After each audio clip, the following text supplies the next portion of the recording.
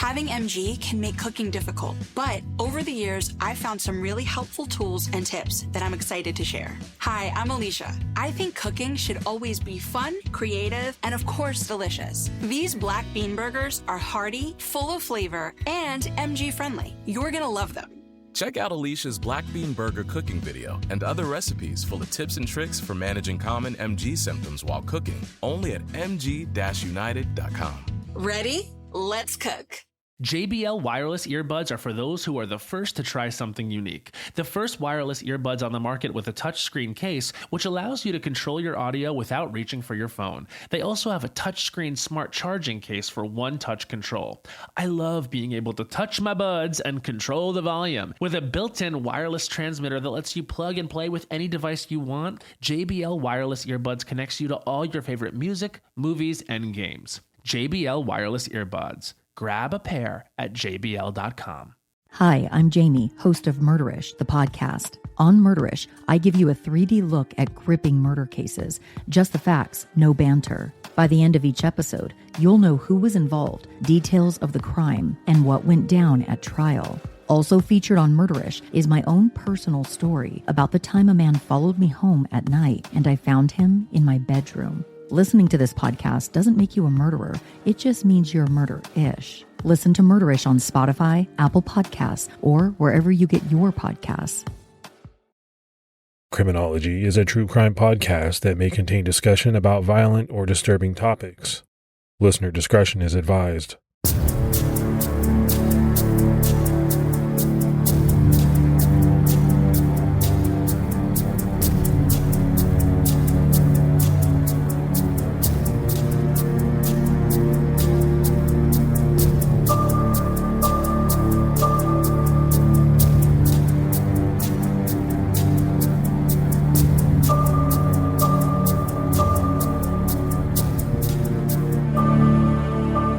Hello, everyone, and welcome to episode 388 of the Criminology podcast. I'm Mike Ferguson. And this is Mike Morford. Morf, how you doing this week, buddy? I'm doing pretty good. I was doing some Christmas shopping and looking online while I was waiting for you to come on. You overslept a little bit. We won't say too much about that, but yeah, just getting ahead of my shopping. Throwing me under the bus, man. I see how you are. I did oversleep. It happens every now and then, and I always feel bad about it, but, not that bad, actually. Well, when you don't have kids at home and you can just sleep in, I don't blame you. I'd do it too if I could. So let's do our Patreon shout-outs. We had Jasmine Hauk and Sandra Bosvert jumped out at our highest level, so we really appreciate that support. Yeah, that's awesome. Thank you so much. And for everyone that helps support the show, we appreciate it. And if you want to sign up, head over to patreon.com/criminology. And just a quick reminder, since we're close to the end of 2025, we'll be at CrimeCon in May 2026. So not all that far away, and we hope to see you there. CrimeCon's happening May 29th through the 31st, 2026 at Caesars Palace, Las Vegas. That's always a lot of fun. So if you're looking for a last-second holiday gift for the true crime fan in your life, how about some CrimeCon passes? Use our promo code Criminology when you check out at crimecon.com, and that'll save you 10% on your standard badges. So now that we have all of that out of the way, let's jump into this week's case. And this one was suggested by one of our listeners, Valerie B. And this is a very interesting case, so thank you, Valerie. She suggested the case of Holly Bobo, and her case made quite a bit of news.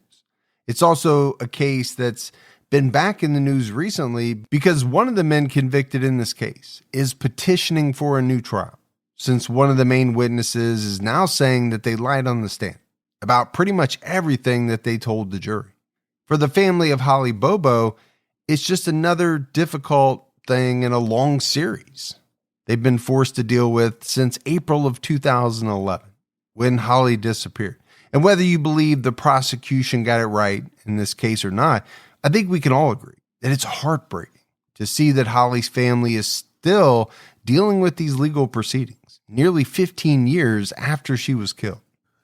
The Bobo family lived on Swan Johnson Road in the town of Darden in rural Decatur County, Tennessee.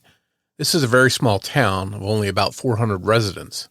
On April 13, 2011, 20-year-old Holly Bobo, a nursing student at the University of Tennessee at Martin, had an important exam. She actually woke up early that morning around 4:30 so that she could cram a little bit more before she had to leave for class. The exam was at 8 a.m. sharp in the nearby town of Parsons, and she was determined to pass it with flying colors. Holly was by all accounts a very caring person and was set to touch many lives and help many people during her time as a nurse. Her father, Dana, was the next member of the family to wake up that morning. Holly was in her room studying. The two talked for a few minutes, and he left her money for gas before he headed to work. Shortly after this, her mom, Karen, woke up. She made breakfast and packed a lunch for Holly. When she left for work around 7, Holly had moved to the kitchen table, and she was still studying. At around 7:30, Holly got a call from her boyfriend, Drew, who was having a problem. He was on Holly's grandmother's property, just over 20 miles away, turkey hunting with his father. He had the grandmother's permission to be there, but someone who spotted Drew there gave him a hard time, not trusting that he was really allowed to be hunting. Holly told Drew to call her mom, Nancy, to get the situation straightened out, and she was able to take care of it. Drew had to work at 8 a.m. that morning, and after he left the property, he either called or texted Holly to tell her about the outcome of the hunting dispute on the property. Just after this, Holly headed out to her car. The last activity on her phone was an outgoing call at 7:33 a.m. Sometime around 7:40 or 7:45. A man named John Batt was fishing in a pond near the Bobo home when he heard some kind of squealing, which he thought were cats fighting. At about that same time, James Barnes, who lived next door to the Bobo home, was outside packing up his truck, getting ready to take his son to daycare and go to work when he heard something unusual. It sounded like it was coming from the Bobo property. According to WREG.com news, James Barnes heard a woman say, "Stop." I said, "Stop." Despite what he heard, it didn't seem like anything too bad was going on at first. He thought maybe someone was playing a prank on someone or something like that. Then he heard screams and thought he'd better check it out. Once James got his son in the car, he drove to the Bobo home, stopped at the end of the driveway, and turned off his engine so he could hear better. Only Holly's car was in the driveway, and he couldn't see or hear anything wrong, so he left. And it strikes me that, this comes up in so many cases. Someone hears something, a neighbor or, someone nearby, but they're not sure what it is, and they don't know for sure if it's even something serious.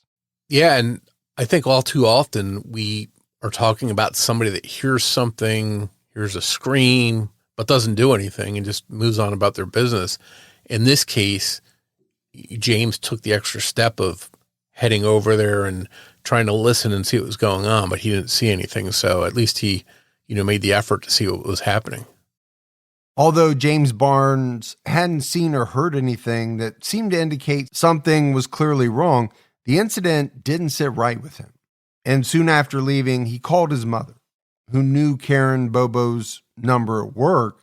Karen was a teacher at an elementary school in a neighboring county. Around 7:45 or 7:50, the school secretary informed Karen that a neighbor had called her to tell her that they heard screaming coming from her home. She immediately went to the library to use the phone. It was faster than getting her cell phone out of her locked desk.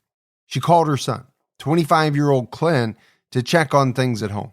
He was at home and had woken up by this point. Clint said that everything was fine. He told Karen that Holly was out in the driveway with her boyfriend, Drew.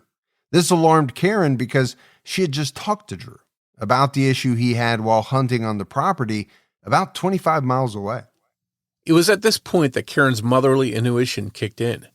Since the neighbor had heard screams, and it clearly wasn't Holly's boyfriend in the driveway, she knew something was wrong, and she told Clint to call the neighbors, and she hung up on him. She then called 911, but because she worked a county over, there was some confusion about where to send officers and what was going on. After his mom hung up on him, Clint was very confused. He had still been sleeping that morning when Holly was leaving for school. He didn't hear any of the screams reported by the neighbor, but he was suddenly woken up by the family dog when it started barking and wouldn't stop. He got up to see what was going on, and he could hear two people talking. When he looked outside, all he saw was Holly and who he thought was her boyfriend, Drew. He was wearing all camouflage, which didn't alarm Clint because he knew that Drew had been planning on turkey hunting that morning. Holly and the man he thought was Drew were both kind of crouching down. So at first, Clint thought that he was back from hunting and showing Holly something on the ground. He listened for a moment and realized that they were obviously having some kind of argument or tense discussion. According to KPHO.com, all he could make out was that Holly was saying, "No, why?" Clint, still confused, called his mother back to ask if Holly had class that day since she was still home and her car was still there. Karen told Clint to get a gun and shoot the man because it wasn't Drew. While he was still on the phone with his mom, he looked out the window again. This time he saw Holly and the man walking towards the woods. It was at this moment he realized that the man was too tall to be Drew, but again he was confused and thought that it must be their cousin, who was also pretty tall. The two were headed toward a trail that leads to an old logging road. Clint figured Holly was going to see the spoils of a successful hunt or something like that. It looked like the man was holding a deer grunt call, which is a device used by hunters that mimics the sounds made by bucks. It's important to note that many deer grunt calls look a lot like the barrel of a gun, so he may have been mistaken. Clint went back to his room to get dressed and put on shoes before following them into the woods. He grabbed a loaded gun on his way out the door as requested by his mother. But Karen was having trouble explaining the severity of the situation, so she hung up again. As Clint moved through the carport, he noticed a few spots of fresh blood on the ground just in front of Holly's car. It was bright red. He was still thinking that there had been a turkey hunt and that this blood was from a catch. But as he started to walk toward the woods, the neighbor's mother, the one who called Karen at work, pulled up in her car. She had come to check on things. She informed Clint of the screaming, and he finally started to understand what was going on. He called 911. Meanwhile, one of Karen's coworkers was driving her to the house as fast as they could possibly go. Karen called 911 for a second time once they crossed the county line. By 8:10 a.m., officers had arrived at the Bobo home. It's safe to say that at this moment, all hell was breaking loose. It was clear that Holly had been abducted, and that time was of the essence. Yeah, I think all hell breaking loose is probably a pretty good definition, right, of what was going on. But there's a couple of things that jump out at me. One is definitely the confusion that was being experienced by, different individuals, especially Clint, right? He had not been up all that long. I know what it's like. When you just wake up, you're not 100%. But there's also the issue, I think, of one person trying to explain the severity of a situation to another person. And, how good are they at it? And is the other person understanding? And I think we have that issue here where they just weren't exactly on the same page. Yeah, that feeling in the morning when you get up and you're groggy, maybe your eyes aren't all the way working yet, you haven't had coffee, and you've got this situation where you hear somebody outside, you know one of the people is your sister, and you assume the other person is her boyfriend, but unfortunately, he didn't look out the window and actually see for sure that it was him. He just assumed it was, and then he gets this panic call from his mom, and he doesn't, he hasn't the clarity at that point to really piece things together as to how dire the situation is. What I will say is I don't know how many people have had their mom tell them, get a gun and shoot that man. So, that's a pretty severe thing to say. Yeah, that's one of those kind of moments where you probably get an adrenaline rush. And, for me, and again, I wasn't in his shoes, but I would think if I heard those words from somebody close to me, I'd immediately, be on alert and wide awake at that point. John Babb, the fisherman, would recall seeing a white pickup truck, likely a Ford extended cab, speeding down Swan Johnson Road after what he had thought was the sounds of cats fighting. Mark Gwynn, director of the Tennessee Bureau of Investigation, later told ABC News that he was immediately sure that the person responsible for Holly's disappearance lives in the area. He went on to explain that because of the terrain, you have to know where you're going, entrances and exits. The big test Holly had scheduled that morning started late because of Holly's disappearance. Immediately after the exam, her classmates headed to the area of her home to help assist in the search. Classmate Emily Suzanne Pratt found Holly's cell phone on top of a drainage ditch. There was no SIM card inside of it. Word quickly spread through the small town of what had happened, sending people into a panic, but also causing them to keep their eyes and ears open. The day after Holly's disappearance, a man named John Graves was searching his property just in case Holly or her abductor had traveled through it, and that's when he found a black and white polka-dotted lunchbox with a large H embroidered on it. It was just out in the open near a creek on Gooch Road. He opened it and found that there was a sandwich inside. After hearing that the lunchbox was found, farmer Gerald Stevens decided to search his property and found a pair of pink underwear on the side of Yellow Springs Road. Near this, there was a crumpled up piece of paper from a nursing school with Holly's name and information on it.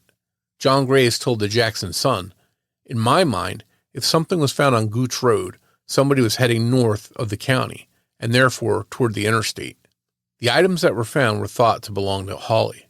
Police and searchers carefully looked through those areas for any other sign of her, but found nothing else. Her family spent the next few weeks waiting for news that Holly had been found and hoping for the best." In May, just weeks after Holly was abducted, Ednisha Brasher was on a bike ride when she saw a SIM card lying on Camden Road. She took it home and put it in her phone. When she listened to the voicemail, she realized that the SIM card belonged to Holly Bobo, and she called police. The card was found in the same general area as the last ping from Holly's phone at 9:25 a.m. on the morning she was abducted. Investigators believe that the SIM card was taken out of her phone after that ping and done so no later than 9:40 that morning. If you look on a map where all of these items of Holly's were found, it really looks like someone was just flinging Holly's belongings out of the car window as they drove away from the area where she was abducted. Despite multiple items of Holly's being found, none of it helped ID her abductor. Weeks turned into months. It was hoped that someone in the small town would hear a rumor or have some info that would help find Holly, but that never happened. There was no real movement on the case for years. No one could find Holly. No one knew what happened to her. A break in the case would eventually come from a man named John Dylan Adams, known as Dylan. He had been arrested on federal weapons charges. One of Dylan's cousins told the Jackson Sun that Dylan has the mental ability of a 10-year-old with an IQ in the low 70s. His grandpa, Dick Adams, explained that he couldn't even read a clock. While the information Dylan was putting forward could be important, the police weren't sure how much weight they could give Dylan's story. Dylan took a plea deal on the weapons charges, pleading guilty to lesser charges in exchange for the more serious charges being dropped, and he was released into the custody of Dennis Benjamin, a retired police officer. It's not entirely clear why Dylan was released into the custody of Dennis Benjamin. He wasn't family or even a friend of Dylan's family. In fact, Dylan was kept from his actual family and basically assigned to live with this retired investigator, who it turned out was a friend of the Bobo family. After a few weeks of Dylan living with Dennis Benjamin, he suddenly wanted to confess to something terrible in relation to the Holly Bobo case. Police brought Dylan in to hear his story. At first, he claimed that he saw Holly at his brother Zachary's house, alive and wearing a pink t-shirt, which is consistent with what she was last believed to be wearing. He said that when he saw her there, a man named Jason Autry was there as well. Dylan claimed that his brother Zachary admitted that he had raped Holly and that they had filmed it. Eventually, Dylan claimed that he too had also raped Holly, something he'd later backtrack on. This was the first compelling information that police had in Holly's case, and they moved quickly on it. Multiple searches of Zachary Adams' home yielded nothing. None of Holly's DNA, fingerprints, or even hair was found in the home. 1 month after this, brothers Jeffrey and Mark Piercy were charged with accessory after the fact and tampering with evidence. Investigators were told that the brothers had a video of a girl who looked like Holly tied up in crime and that Zachary Adams was also in the video. This sort of backed up what Dylan had said before about a video, but no trace of this video has ever been found. And charges against the Piercy brothers were dropped. And Morf, to me, this is a really strange situation.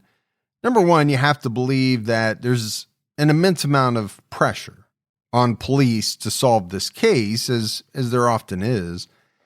And you have this individual, Dylan, who, as we said, had the mental ability of a 10-year-old. He had a pretty low IQ.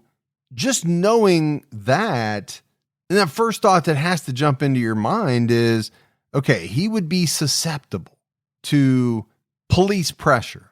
Yeah, I don't think it would be too hard to imagine him maybe saying something that wasn't true to get the police to leave him alone.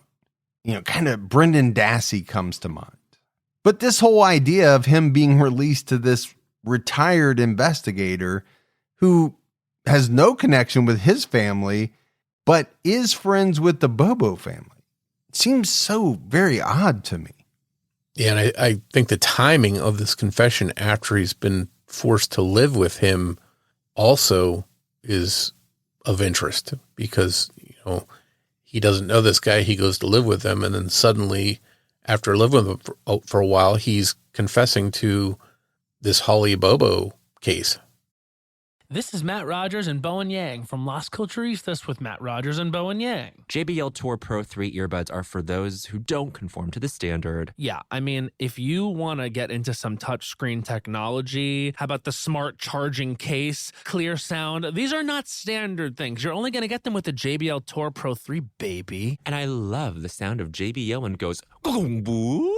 These earbuds are packed with innovation because you can't stand out by following others. Touchscreen smart charging case for one-touch control, instant EQ customization, true adaptive noise canceling, and the one-of-a-kind audio transmitter, which can plug and play with everything from game consoles to in-flight entertainment. The audio transmitter also allows for JBL Spatial 360 sound that takes any audio and turns it into a 360 immersive experience. What more could you want? First doesn't follow. Grab a pair at jbl.com.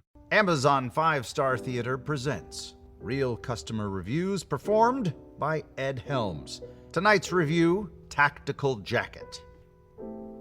I was living a simple life. Didn't get out much.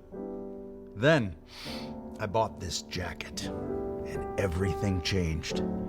Women came flocking to me from lands domestic and foreign. I bought a motorcycle. Started hanging out with drug dealers, but like rich ones. And we flew helicopters. I ended up taking down a communist regime with a band of rebels. On the 245-day sailboat voyage home, I was attacked by a shark. I knew it was the jacket he was after. I tossed it, giving up the jacket in exchange for my life. I'm alive today, but jacketless. We'll buy this jacket again soon. 5 stars. Amazon customer 69. Thank you for listening to Amazon 5-Star Theater. Looking for unforgettable gifts this holiday season, like a jacket that becomes your whole personality? Shop the perfect gift this holiday on Amazon. 'Tis the season for identity theft. This time of year, most of us are checking off our holiday gift lists. But guess what? Identity thieves have lists too, and your personal information might be on them.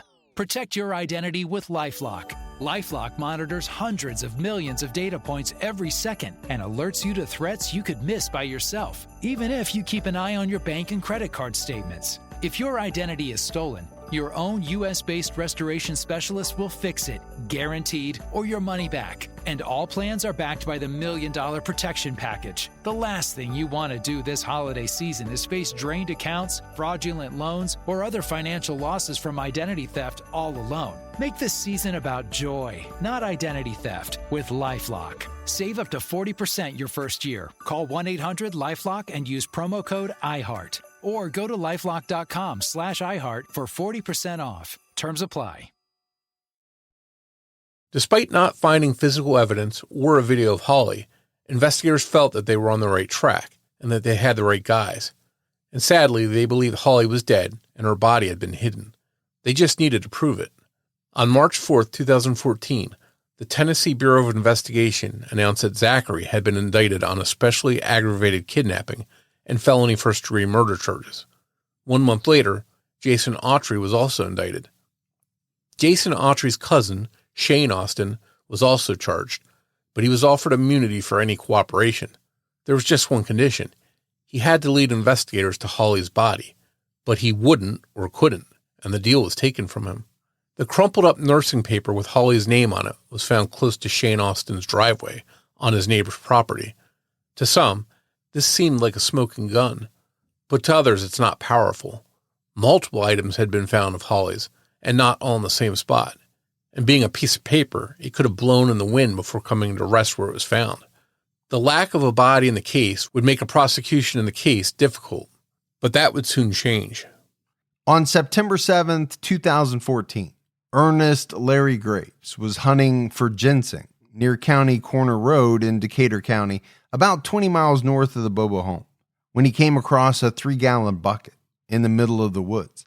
It was upside down and seemed out of place. As he went to investigate it, he saw what were unmistakably parts of a human skeleton. He didn't waste any time calling police, who raced to the scene. Holly's wallet, with her driver's license still inside, was found nearby.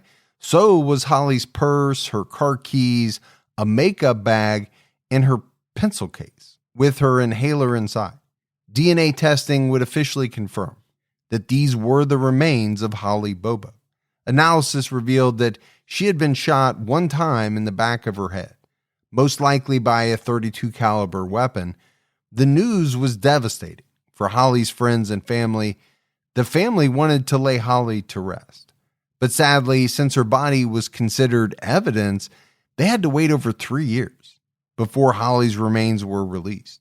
She was finally laid to rest in a family plot in Parsons, Tennessee in February 2018.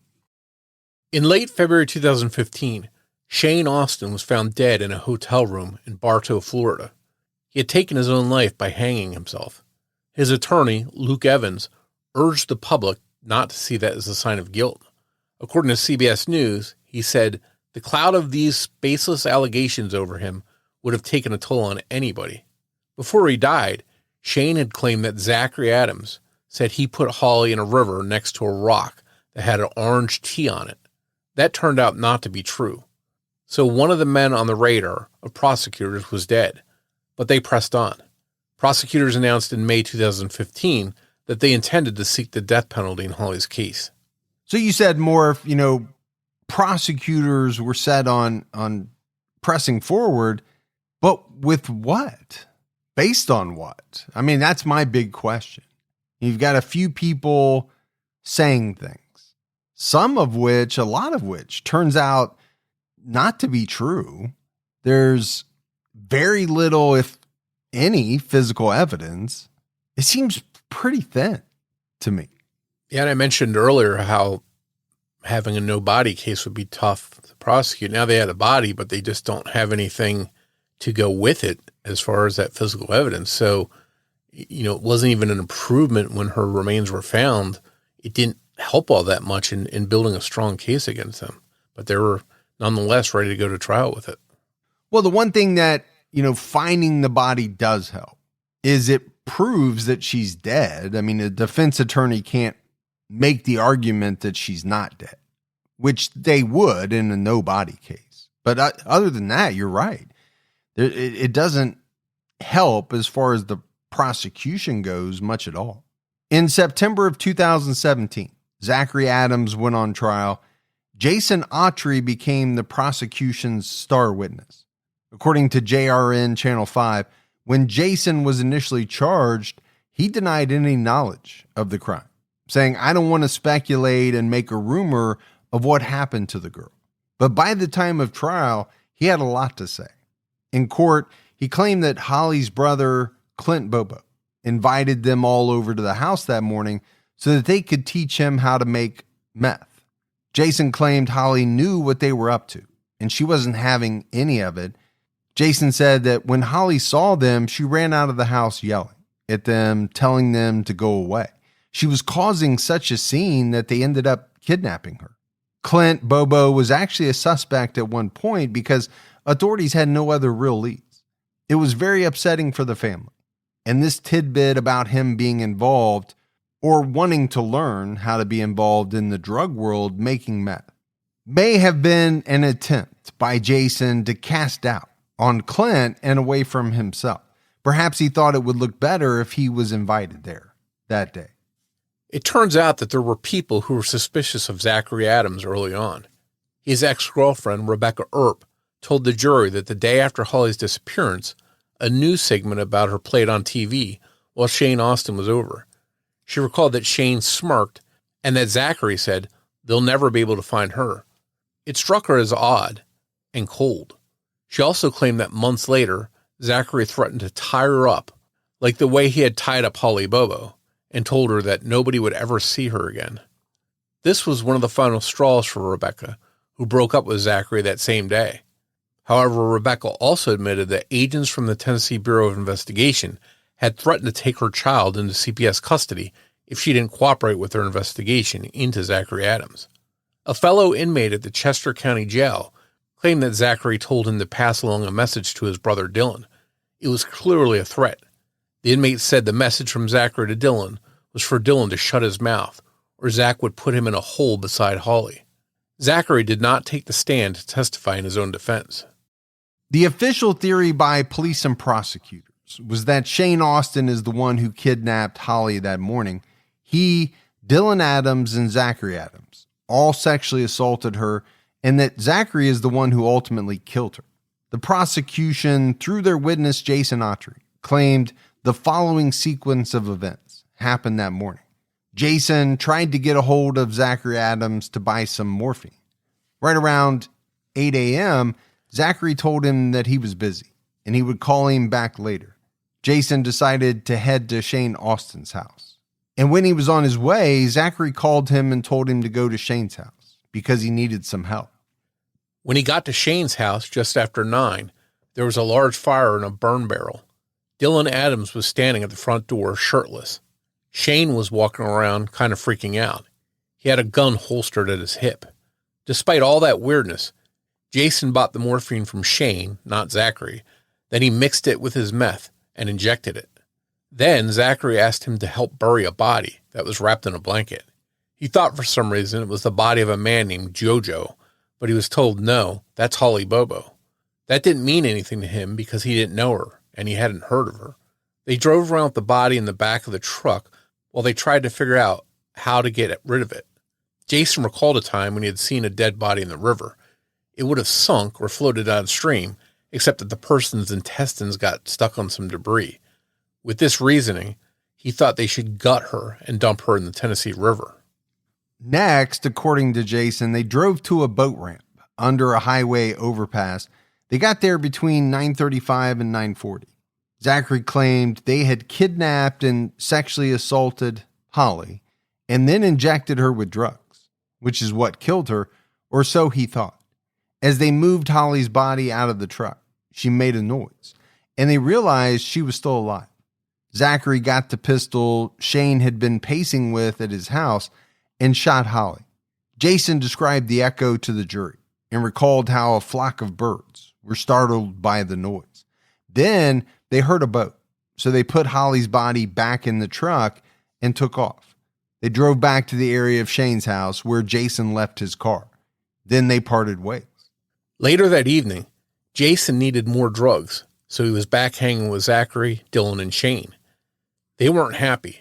Shane was upset that Zachary had killed Holly, but Zachary told him that he was just as guilty since he had taken part in sexually assaulting her. Days later, Dylan got drunk and spilled more details to Jason. He admitted that they had taken Holly to Shane's grandmother's barn and sexually assaulted her there. Dylan also told Jason that he gave Zachary and Shane oral sex to get them erect so they could sexually assault Holly. According to Jason, it was this homosexual activity that was his line in the sand that he had an issue with. But somehow, The talk of sexual assault and a murder to this point was no problem for him. It's interesting to note that the neighbor who lived next door to Shane's grandmother's barn was actually outside most of that morning.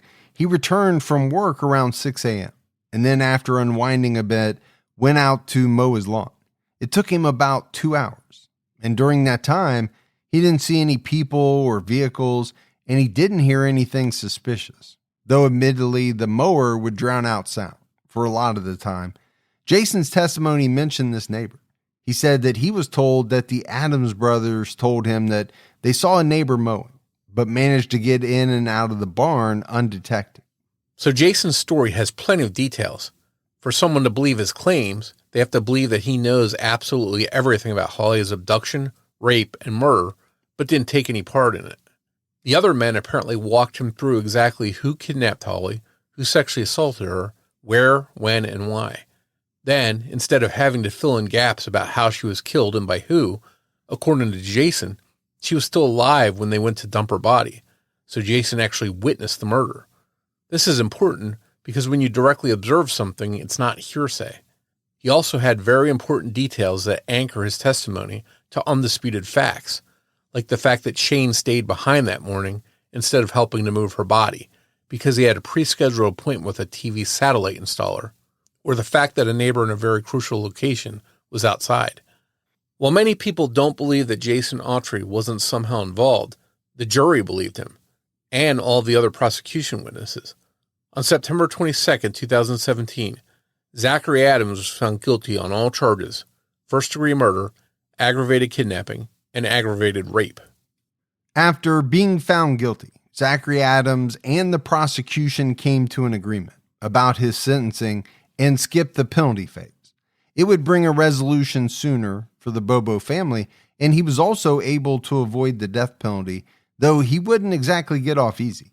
Zachary Adams was sentenced to life in prison without the possibility of parole, as well as an additional 50 years. Dylan Adams decided to take an offered plea, maintaining his innocence, but admitting that he had no real chance at trial. He was sentenced to serve 35 years in prison. Jason Autry was released from prison in September of 2020. His freedom was extremely short-lived. He was arrested just 2 months later on weapons charges. He was eventually sentenced to 224 months in prison. So the trial's over.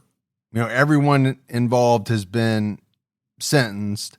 No doubt, Zachary Adams got the largest sentence, life without the possibility of parole, plus an additional 50 years, which always seems redundant, but I get why they do it, in case something happens to that, the life without parole. Dylan Adams was sentenced to 35 years. Jason obviously got a much lighter sentence and was released in 2020. But I go back more to the trial and the lack of physical evidence.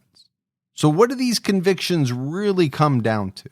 It seems to me much of it is based on the testimony of Jason Autry. So if Jason is telling the truth, then everything works out the way it should work out. But what if he's not? Because it does seem like everything hinges, right, on the veracity of his testimony. Yeah, we mentioned that a lot of the stuff he had been told, supposedly, was all secondhand hearsay, but the key thing was that he supposedly was there when Holly actually was murdered. So, that was firsthand information. I think that was the strongest thing in this case that led to these convictions, because he's a direct eyewitness. Besides that, as we talked about, there was really nothing in the way of physical evidence that tied any of these guys to the murder. And I do think there's a scary element to that. Now, if these people are guilty, great. The resolution worked itself out. But what if they're not? I mean, I put myself in that position. To me, it's very scary to think you could not do anything and be convicted of a heinous crime solely based on essentially the word of one person or a couple of people. That's a scary proposition to me. And to me, this has some West Memphis 3 vibes. And as we're going to talk about moving forward, there's a real possibility, or heavy doubt at least, that these guys may have been involved in the murder. Now this case has been in the headlines again because in July 2024, Zachary Adams petitioned for a new trial. He had already exhausted all of his appeals, but now Jason Autry had recanted his testimony, all of it. So Adams is using the Autry recantation to try and get a new trial. At the time of Jason Autry's testimony, he was afraid that he would get pulled into the prosecution for murder with the others, and he'd be facing the death penalty or life in prison. Neither of these options were suitable for him. According to News 5 Nashville, he felt he faced a 95% chance of being convicted in Holly's murder if he didn't make up the entire story blaming the others. And if he lied to stay out of prison, it worked. He was released just 3 years after his conviction due to the time served, while Zach and Dylan are both still in prison.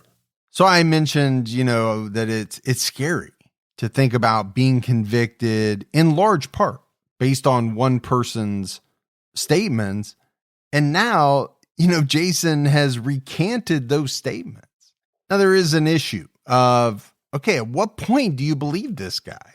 I think you have that anytime somebody, flip-flops in a case. But again, I stick with this is a scary situation to think of yourself being in and how it could go very wrong very quickly for you.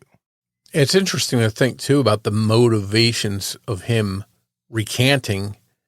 Had he been involved and somehow managed to not be part of the sentence of life in prison or the death penalty and that stuff, and he was now out of prison, it would behoove him to just keep his mouth shut and go on about his life. And instead he does the reverse and he says, I made all this up and it was all a lie. So you wonder what would motivate him to do that. Is it a guilty conscience because these other guys are rotting away in prison and he feels that they don't deserve to be there? That's an interesting part that we really don't know what prompted him to do this. Yeah, that's a good point, because my thought is double jeopardy wouldn't come into play if they charged him for the murder, right? That would be a new charge. Despite Jason Autry recanting, the judge refused to enter his new statements, recanting his testimony into evidence, calling it hearsay. This is important because it was Jason Autry's testimony that was really the main thing that sealed Zachary Austin's fate. There were no forensics like DNA matches, fingerprints, ballistics, things like that. There was no proof that Holly had been sexually assaulted before she was killed, because it appears that none of the lower half of her body was even recovered.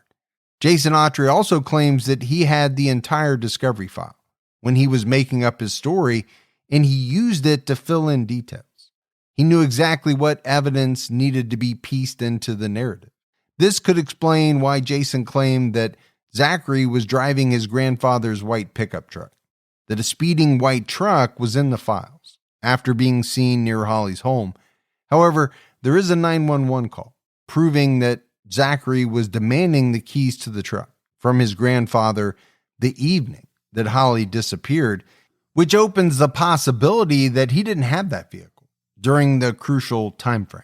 It's also interesting that the specific language or phrase gut was already in court records regarding Zachary Adams at the time that Jason Autry gave his story about the idea of gutting the body. This is Matt Rogers and Bowen Yang from Las Culturistas with Matt Rogers and Bowen Yang. JBL Tour Pro 3 earbuds are for those who don't conform to the standard. Yeah, I mean, if you want to get into some touchscreen technology, how about the smart charging case, clear sound? These are not standard things. You're only going to get them with the JBL Tour Pro 3, baby. And I love the sound of JBL when it goes, "Gong-boo."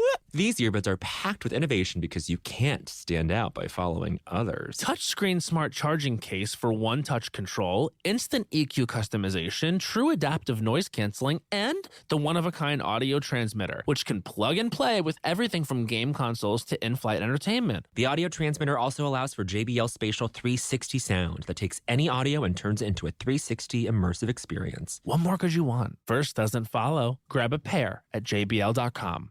Amazon 5-Star Theater presents real customer reviews performed by Ed Helms. Tonight's review, Tactical Jacket. I was living a simple life. Didn't get out much. Then, I bought this jacket, and everything changed. Women came flocking to me from lands domestic and foreign. I bought a motorcycle. Started hanging out with drug dealers, but like rich ones. And we flew helicopters. I ended up taking down a communist regime with a band of rebels. On the 245-day sailboat voyage home, I was attacked by a shark. I knew it was the jacket he was after. I tossed it, giving up the jacket in exchange for my life. I'm alive today, but jacketless. We'll buy this jacket again soon. 5 stars. Amazon customer 69. Thank you for listening to Amazon 5-Star Theater. Looking for unforgettable gifts this holiday season, like a jacket that becomes your whole personality? Shop the perfect gift this holiday on Amazon. 'Tis the season for identity theft. This time of year, most of us are checking off our holiday gift lists. But guess what? Identity thieves have lists too, and your personal information might be on them. Protect your identity with LifeLock. LifeLock monitors hundreds of millions of data points every second and alerts you to threats you could miss by yourself, even if you keep an eye on your bank and credit card statements. If your identity is stolen, your own US-based restoration specialist will fix it, guaranteed, or your money back. And all plans are backed by the $1 Million Protection Package. The last thing you want to do this holiday season is face drained accounts, fraudulent loans, or other financial losses from identity theft all alone. Make this season about joy, not identity theft, with LifeLock. Save up to 40% your first year. Call 1-800-LifeLock and use promo code IHEART. Or go to lifelock.com/iHeart for 40% off. Terms apply. Jason Autry was being held in solitary confinement when he was facing these charges in Holly's case. He started writing letters confidently stating he would be getting out, suggesting that he knew he was giving investigators exactly what they wanted, and they were buying it. Holly was abducted just before 8 a.m. According to Jason Autry, by 9:35, she had already been taken to a barn about 20 minutes away, sexually assaulted by 3 men, possibly injected with drugs, killed, moved to Shane Austin's house, then moved to the boat ramp. It's an incredibly tight timeline for all of that to have happened. In fact, the original lead investigator on the case calculated that for Jason's story to be possible, they would have had to drive 106 miles an hour at points, and that for Holly's cell phone pings to fit with this story, whoever had it would have had to drive 1,127 miles per hour. Okay, that's pretty fast. I mean, that's ridiculously, impossibly fast, right? That sounds like reasonable doubt to me. If the calculation is correct. I mean, I think you have to put that caveat into everything. There were 2 different cell phone experts in this case, and their opinions differed a lot. It's important to note that in such a rural area, there aren't that many cell phone towers. Phone pings are not GPS data points and have a pretty large margin of error. The prosecution's expert claims that Holly's phone and Zachary's phone pinged at the same location. However, the defense's expert claimed that while Holly's phone did ping in the same spot as Zachary's phone, it wasn't at the same time. Holly's phone pinged in the area at 7:42 a.m., while Zach's phone pinged there at 8:19 a.m. The defense expert claims that the records actually show that Holly's phone was not with Zachary Adams' phone at any point that morning. From 9:42 a.m. to 10:30, Jason Autry and Zachary Adams' phones were pinging together from an area suggesting they were under the bridge. At this time, Holly's phone was not near the bridge. It was south of Gooch Road, where it was later found. And crucially, Jason answered a phone call from his mother at 9:42 a.m. while he was supposedly under the bridge with a dead body. That seems like an odd time to answer a call, and pretty risky too. According to investigator Terry Dykes, who we'll discuss more later, Holly's phone didn't stop moving until 9:25 a.m. This would mean that the story about taking her to the barn, or the story about her being in a truck when Jason showed up at Shane's house, were impossible. Her phone would have been stationary during both of those events. Between 8:19 a.m. and 8:55 a.m., Jason Autry and Zachary Adams were texting and calling each other. This suggests that they weren't together, and that Zachary wasn't too busy to communicate. Would someone really answer a text, let alone a call, if they were in the middle of an abduction, sexual assault, and murder? At 8:28 a.m., Zachary's phone was pinging off the tower closest to his house. And by 9:12, after Holly had already been abducted, and while her phone was still moving, Zachary's phone was still pinging off his home tower, according to Terry Dykes. If that all seems kind of confusing, it's because it was presented that way. The experts used different methods of geolocation and focused on different timestamps. So what's going on here? If Jason Autry was lying back then, but he's telling the truth now, it seems possible that Dylan was manipulated into a false confession because of his low IQ, and Zachary was at his house well after the abduction. If those things are accurate, and they didn't kill Holly Bobo, then who did? Terry Dykes, the Tennessee Bureau of Investigation original lead investigator on the case, doesn't believe that any of the men charged, arrested, or convicted are actually responsible for Holly's murder. He believes that the best suspect is a man named Terry Britt. Britt is a convicted sex offender who lived not too far from the Bobo home. He also had a thing for girls with blue eyes and blonde hair, like Holly. Britt also had a criminal record that included rape and kidnapping. There were also searches on his computer for pornography that involved things like rape and kidnapping. Terry Dykes has noted that Britt's wife, Janet, who was his alibi for the morning of Holly's murder, was with him on more than one occasion when he did something illegal or creepy, and would likely cover for him on this. Clint Bobo, Holly's brother, said that Britt did sound like the man he heard arguing with his sister that morning when he assumed it was her boyfriend. According to Clint, in a court affidavit, the man had a deep, raspy smoker's voice, which apparently matches Britt's voice.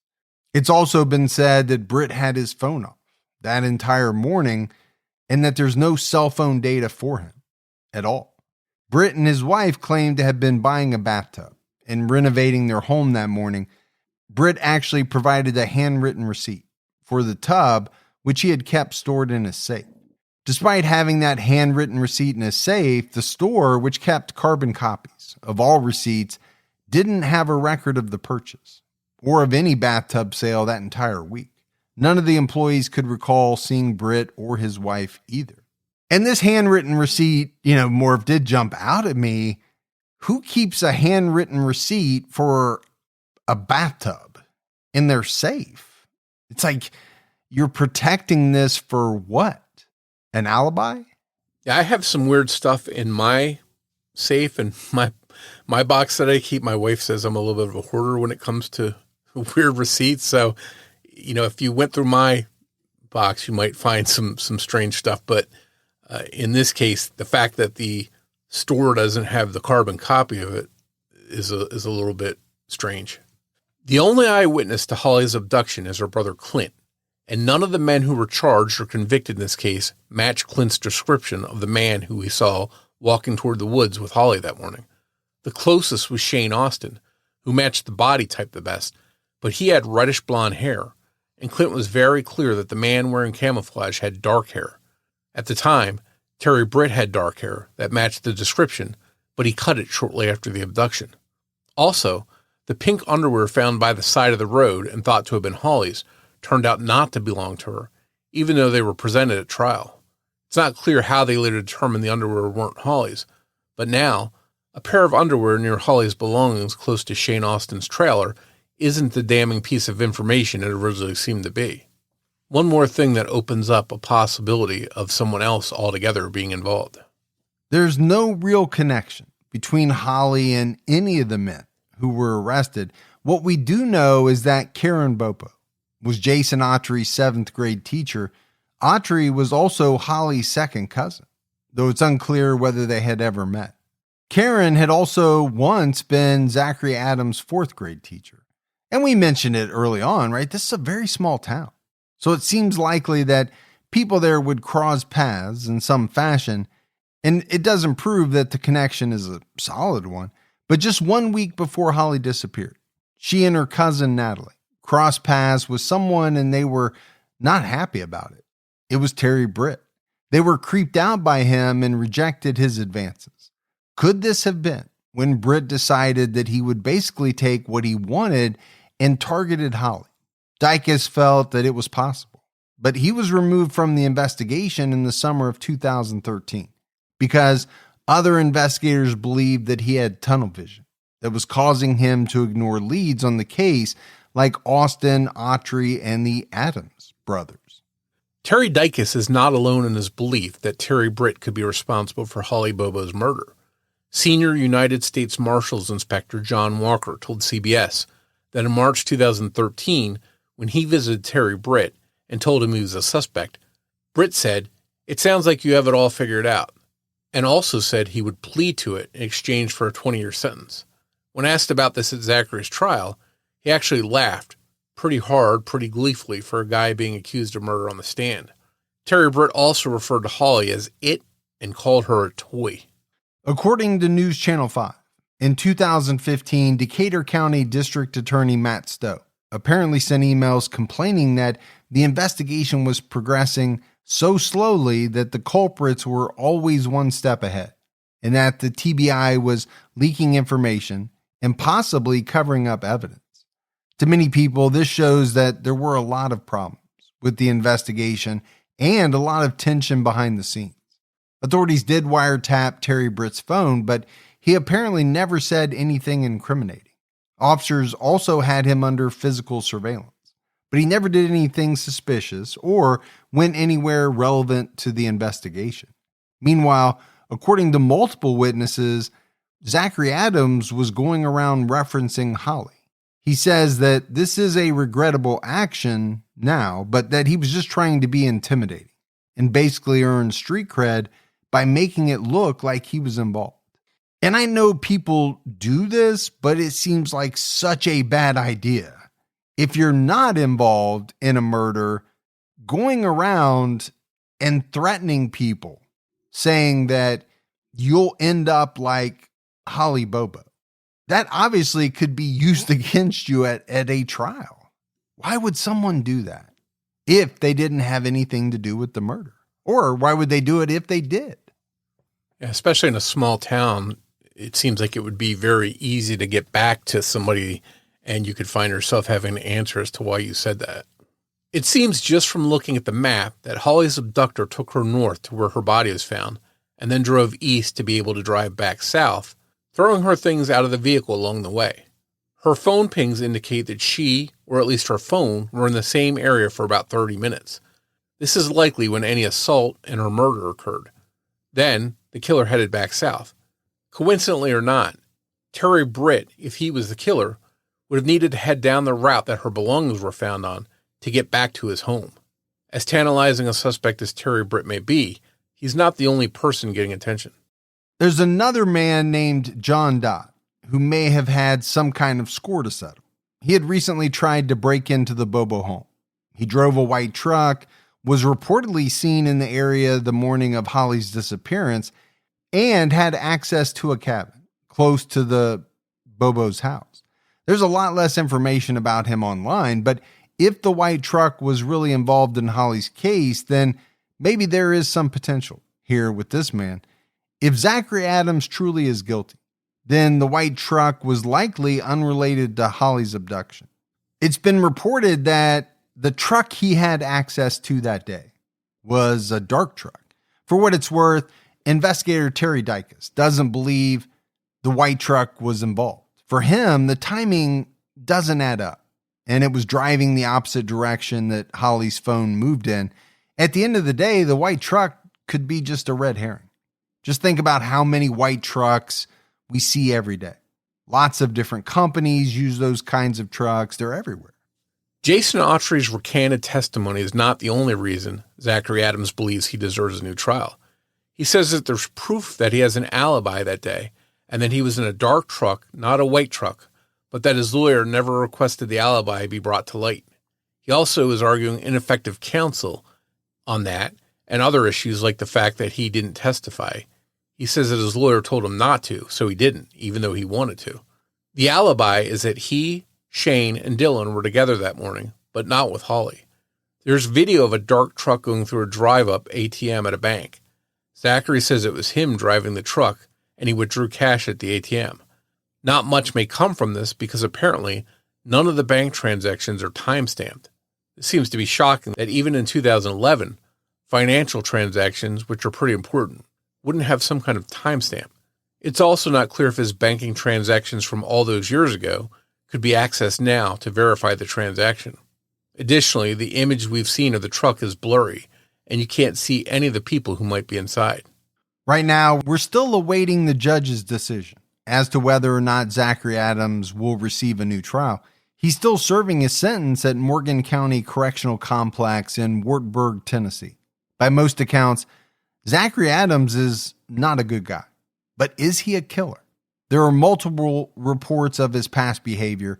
In 2004, 19-year-old Zachary actually shot his mother in the knee with a 9mm pistol, though he'll say he did not shoot his mother. She just kind of got in the path of the bullet, that the gun he was holding fired. In July of 2011, his girlfriend, Rebecca Earp, filed for a restraining order after he physically assaulted her.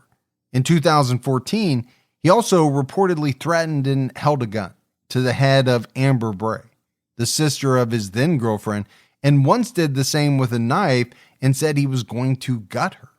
Whether or not you think Zachary is a good person or a killer, it's very powerful that the person who provided most of what convicted him is now saying that it's all a lie.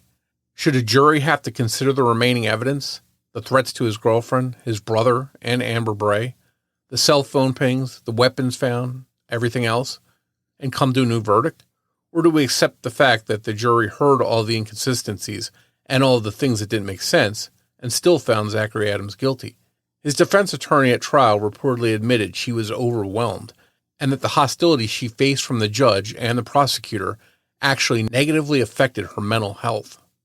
You know, one thing that's very sad in this case is that Holly's family may not really know what's true and what's not, and if the men who killed Holly are really in prison paying for it.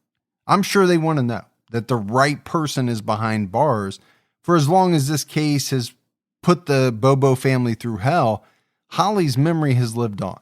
There is a Holly Bobo Memorial Scholarship given to a University of Tennessee at Martin Parsons Center student studying nursing each year. There's not a lot of information about it, but it looks like it was started in 2015, and it was awarded earlier this year. In addition, the Holly Bobo Act was signed by the governor in 2020, allowing the TBI to include people ages 18 to 21 in things like critical alerts. Holly was robbed in life of her chance to help people as a nurse, perhaps in death. She can help others with the scholarship or the Holly Bobo Act.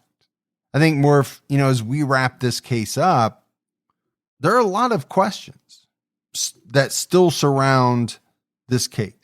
What's not in question is that something, really terrible, really heinous happened to Holly Bobo, and her life was taken from her at a very young age. I think, a lot of people look at this case and they kind of focus in on the convictions. And that's where a lot of the questions crop up. Did they get the right guys? We've mentioned it, right? The evidence was pretty thin. I think that's safe to say. But heck, a lot of cases are tried and decided on what you would have to call fairly thin circumstantial evidence. That doesn't mean the person didn't do it. I think for me, it comes down to Jason Autry and his testimony. If it is completely false, as he is now saying, well, that could change everything. Yeah, there's just so many components to this case and to the conviction, so much to the story that you have to wonder what's true, what's accurate. Are the right people in jail? As a family member, as you mentioned, I think they want the right person to be paying for this crime. I don't think they just want somebody in prison just to say somebody's in prison. So, I feel for that family having to wonder, are the right guys in jail? And at this point, if it turns out that they're not, can a case be made against somebody else? Is there enough evidence? There wasn't really a lot of evidence to convict these guys. So would there be evidence to somehow convict somebody else? And if somehow these guys ever walk free and there's not enough evidence to charge somebody else, that might undo any of the justice that the Bobo family feels that they received. Yeah, I think you could make a case that, this guy, Terry Britt, could be a very interesting, viable suspect. And a lot of people in law enforcement have said they believe he is.